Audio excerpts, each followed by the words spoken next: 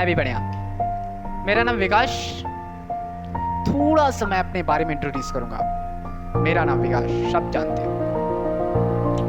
पिछले कुछ महीनों का एक्सपीरियंस रहा है केमिस्ट्री को लेकर के, और मैं एज ए केमिस्ट्री फैकल्टीज आप लोगों को केमिस्ट्री में ऑर्गेनिक केमिस्ट्री जबरदस्त तरीके से पढ़ाने की जिम्मेदारी लेता हूँ, रिस्पॉन्सिबिलिटी लेता हूँ कि उसके लिए क्या क्या चीजों की रिक्वायर होगी, वो सारी बात मैं आपके सामने इस वीडियो में खुलासा करने वाला हूँ। लेकिन उसके पहले मेरे इस YouTube चैनल के बारे में मैं बता दूं। जैसा आप सब लोग जानते हैं कि ये मेरा नीट एस्पायरेंट 2024 जुनून बैच स्टार्ट किया गया है, और मैं आपसे प्रॉमिस करता हूं कि इसकी जो कॉस्ट होगी ना, इसका जो मिनिमम या maximum cost 0, free of cost मैं आपके लिए मेहनत करूंगा। उसके लिए मैं तैयार हूं अगर आप मेरा साथ दे दें। कहते हैं ना 50% आप 50% मैं, जिंदगी होगी कंप्लीट। तो जिंदगी को कंप्लीट करना है तो पहले खुद को कंप्लीट करना पड़ेगा, समझे आप? अगर इस फील्ड में उतरे हो तो मेरे साथ खड़े हो जाओ, क्योंकि मैं सिखाऊंगा कि कौन से हथियार कब उठाना है, ताकि मैं इस चीज को पूरी तरीके से कंप्लीट कर सकूं। और मैं एज प्रॉमिस करता हूं, हेलो नीट एस्पायरेंट, मैं आपसे कह रहा हूं कि मैं प्रॉमिस करता हूं कि नीट 2024 में अगर तुमने ठान ले तो तुम्हारी सीट पक्की कर दूंगा। यह मेरा प्रॉमिस है, विदाउट टाइम वेस्ट। और आज के टॉपिक को मैं आपको बता दूं कि आज का टॉपिक जो होने वाला है वो एटॉमिक स्ट्रक्चर से रिलेटेड है। क्लास 11th का सेकंड चैप्टर एटॉमिक स्ट्रक्चर, परमाणु संरचना। और परमाणु संरचना की खास बात है कि इसमें थ्योरेटिकल ज्यादा चाहिए, इसलिए उन सारी थ्योरेटिकल बातों पर मैं कमेंट नहीं करूंगा, उन सारी थ्योरेटिकल बातों पर मैं बात बिल्कुल नहीं करूंगा। मैं तो बात सिर्फ इतना करना चाहता हूं कि इतना समेटूं कि जितना समेट सकते हैं ना। चादर जितनी बड़ी होती है इंसान उतना ही पसार सकता है, तो चादर बड़ी नहीं करनी है अपने को, चादर उतना ही फैलाएंगे जितना हम समेट सकते हैं, ठीक है? ये नहीं कि बहुत ढेर सारा, ठीक है? तो बहुत ढेर सारा पढ़ने की तो जिंदगी में बहुत कुछ है, लेकिन अभी वो पढ़ने का टाइम नहीं है, अभी तो कंपटीशन फाइट करने का टाइम है। और कंपटीशन फाइट करने का टाइम तब स्टार्ट होता है जब आप खड़े हो जाते हो, समझ रहे ना? स्मार्ट वर्क करके, नॉट हार्ड वर्क।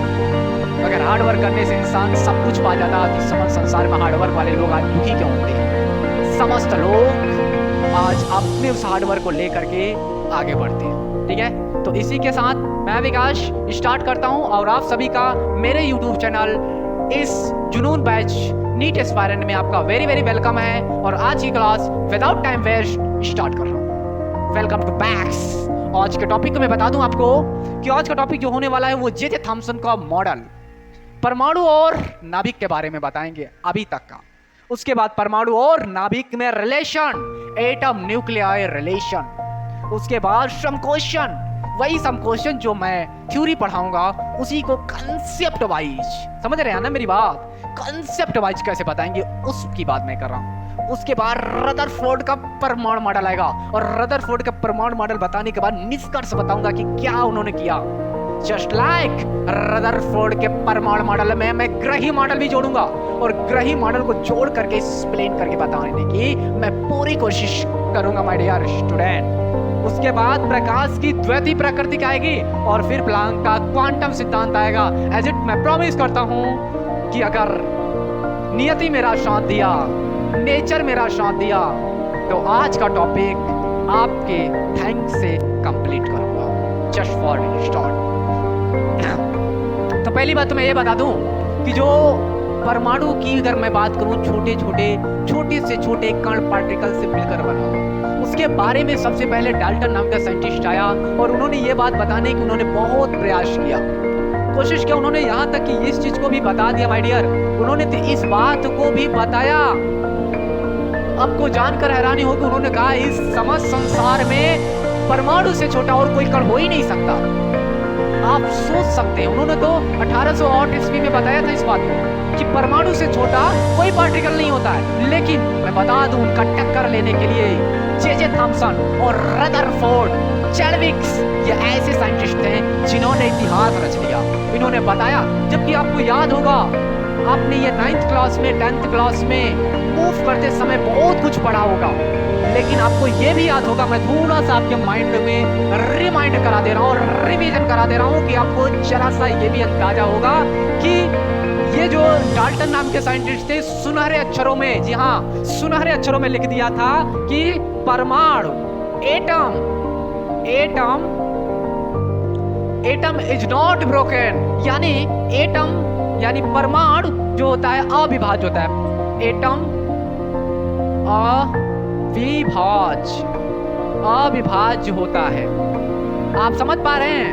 अविभाज्य का मतलब इन्होंने कह दिया, अब परमाणु से छोटा इस समस्त संसार में कुछ नहीं होता, उससे छोटा तो कुछ हो ही नहीं सकता। अविभाज्य का मतलब अब उसको और अधिक नहीं काटा जा सकता, और अधिक उसको तोड़ा नहीं जा सकता है।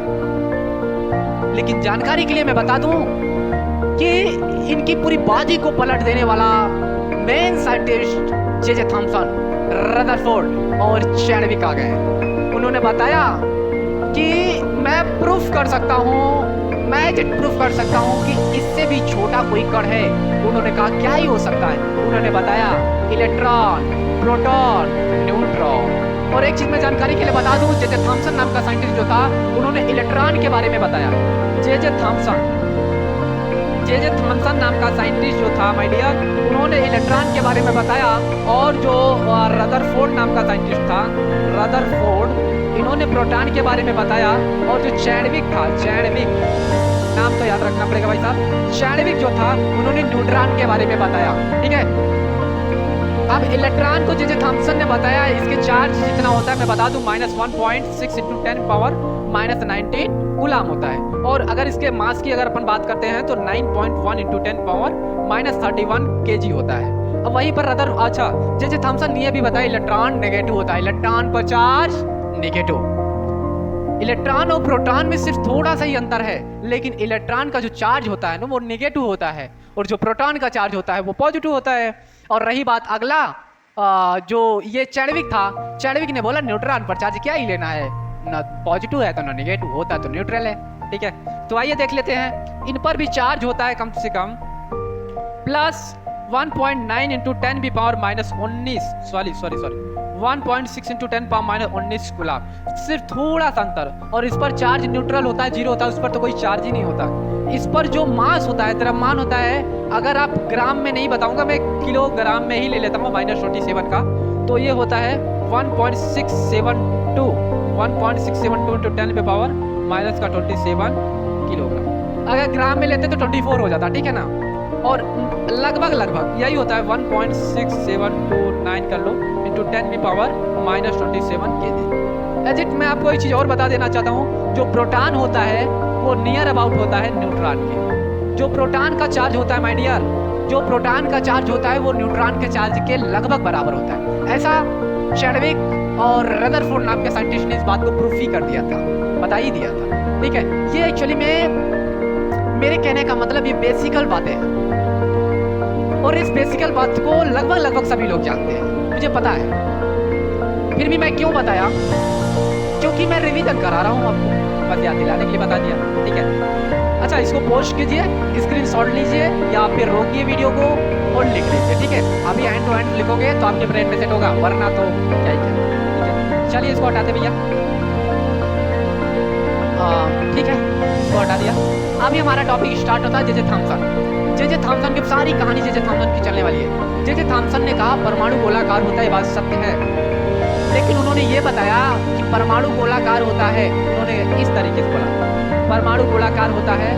और मैं एक चीज बता दूं कि धनावेश तरफ ये प्लस प्लस प्लस प्लस, ये देखिए, और बीच बीच में ये जो काले काले आपको दिखाई दे रहा है ना, उन्होंने इस चीज को इलेक्ट्रॉन बोला और इसको धनावेशित द्रव्य बोल दिया।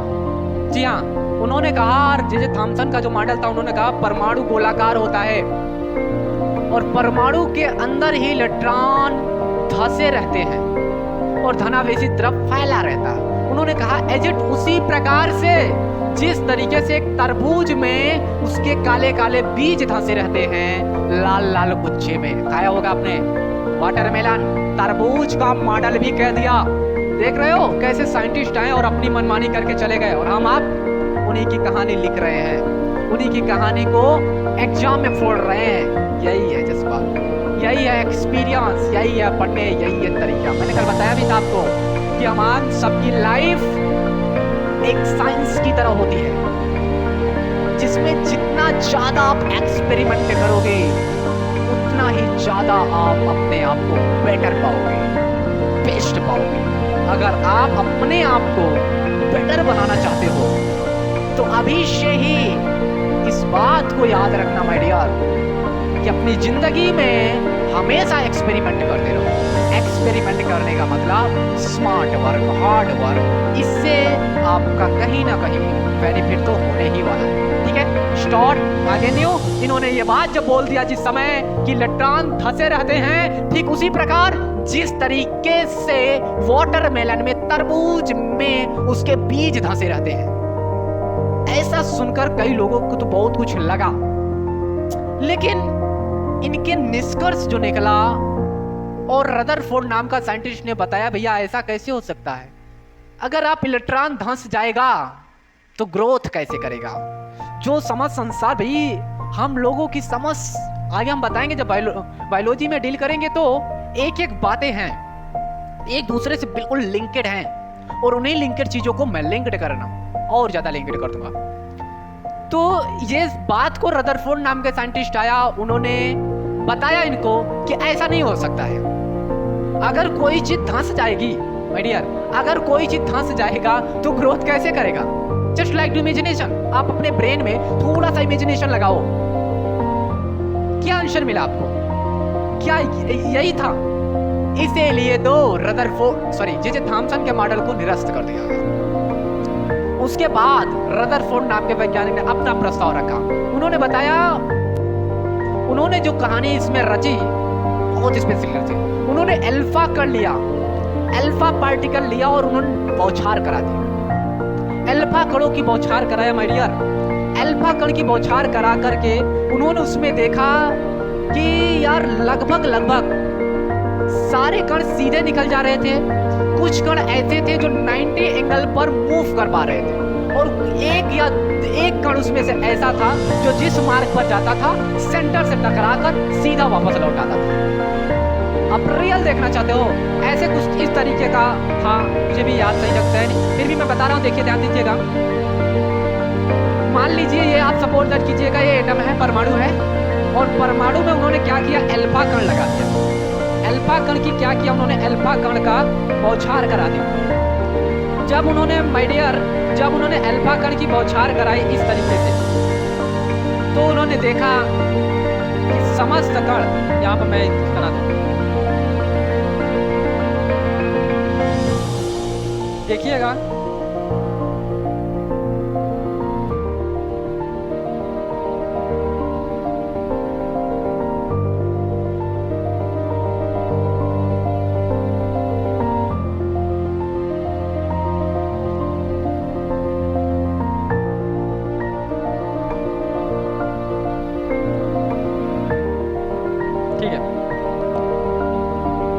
जो बताया कि देखिए ये मान लीजिए ये अल्फा कण है और ये पूरा आपका सपोर्ट दैट एग्जांपल के लिए मैं बता रहा हूँ, सपोर्ट दैट ये आपका एटम है, ये आपका अल्फा कण पार्टिकल है। जब रदरफोर्ड नाम का साइंटिस्ट ने अपने एक्सपेरिमेंट में जब इसको एक्सपेरिमेंट किया तो उन्होंने देखा यार कि सारे कण तो निकल जा रहे थे, कुछ कण थे जो 90 एंगल पर मूव कर रहे थे, 90 डिग्री पर मूव कर पा रहे थे। ठीक है, ऐसे कुछ ऐसे कण थे जो मूव कर जा रहे थे अपने रास्ते से, कुछ ऐसे कण थे जो मूव कर पा रहे थे, यानी कि अपने मार्ग से हल्का सा 90 एंगल से विचलित हो पा रहे थे। ये बड़ी समस्या थी।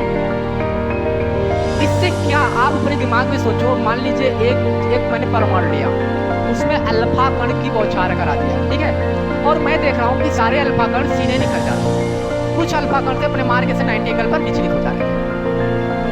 आप क्या निष्कर्ष निकालोगे?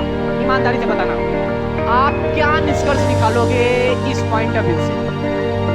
अरे भैया यही निष्कर्ष निकालोगे ना यार, जब जे थॉमसन रदरफोर्ड का जो मॉडल का निष्कर्ष निकाला गया, इसमें उसके निष्कर्षण में इस चीज को बताया गया कि देखिए भाई साहब, उन्होंने जब एक बात तो फिक्स थी कि जो परमाणु था वो खोखला था, पूरी तरीके से खोखला था, क्योंकि उन्होंने लगभग 2000 पार्टिकल्स गुजारे थे अल्फा कण के, सारे कण निकल जा रहे थे, सिर्फ एक कण ऐसा था जो टकराकर वापस लौट आ रहा था।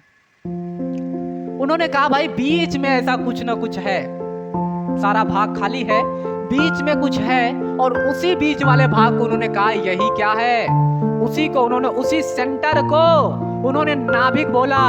उन्होंने क्या बोला? नाभिक बोला। एक बात तो फिक्स उन्होंने कर दिया रदरफोर्ड ने कि जो नाभिक होता है वो परमाणु के अंदर होता है, और यही नहीं, परमाणु के सेंटर को, परमाणु के केंद्र को कहीं ना कहीं हम उसको नाभिक, न्यूक्लियस कह दिया। अब इसी दौर पर मैं आपको परमाणु और न्यूक्लियस के रिलेशन के बारे में मैं बताना चाहता हूं।